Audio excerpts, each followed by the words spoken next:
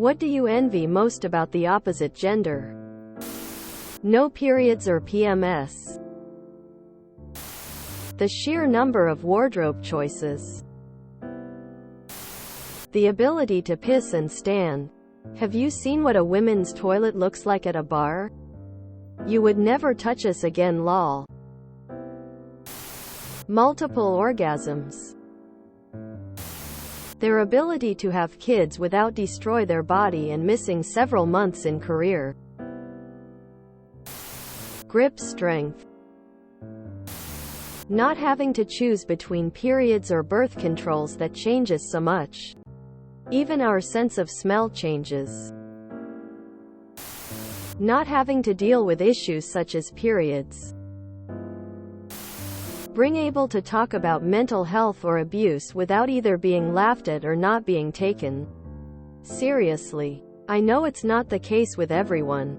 I talked to my girlfriend about it, but I can't with other people in my life.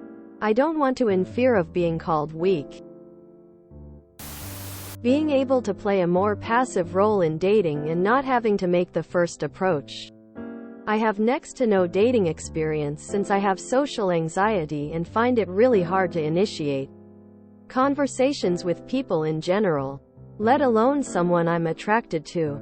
As a result, I'm quite lonely. Trying to work on it though. Main one. Ability to have biological kids later in life.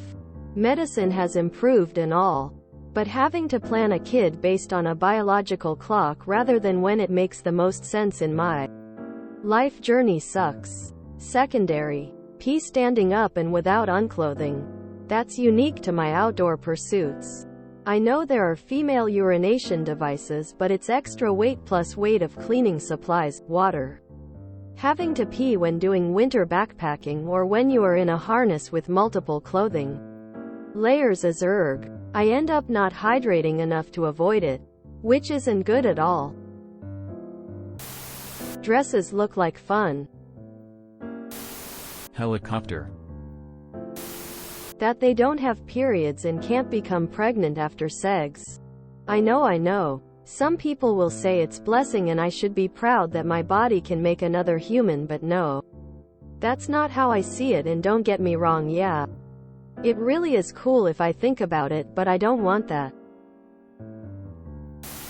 This will sound twisted, but when they are the targets of domestic abuse or sexual violence, people react with anger on their behalf for the most part.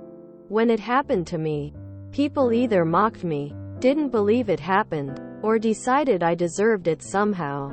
I was 10. What 10-year-old boy, who still thinks girls are gross, is going to want to have sexual interactions with a teacher older than their mom? I never laid a hand on my ex, but she accused me of hitting her, as revenge for breaking things off after she cheated, and I had to sit in jail until I could see a judge. I lost my job, my apartment, and a ton of friends and family who either sided with her by default, or knew I didn't do it, but didn't want to be pulled into the drama and associated with a domestic abuser. And when she admitted, in court, to the judge, she only accused me out of spite. The judge just dropped the charges against me, didn't order them cleared from my record, and didn't charge her with any crimes. If I had been born with a vagina instead of a penis, my teacher would have rotted in prison, and my ex would be in prison for filing a false police report, if not in prison for actual abuse. Assuming she would be a he in this scenario. Peeing standing up, therefore not having to do the hover in public restrooms. Men don't have periods. Having better access to support, less of a stigma around asking for help from others. They don't have to wear shirts. Walking alone and not fearing for your life. I love walking and running and love doing it when it's peaceful, which is usually nights or early morning, and both are equally awful options for safety. If you enjoyed this video, please check out our playlists full of similar content. Epic Ericast is like doom scrolling for your ears. Please like, share, and subscribe.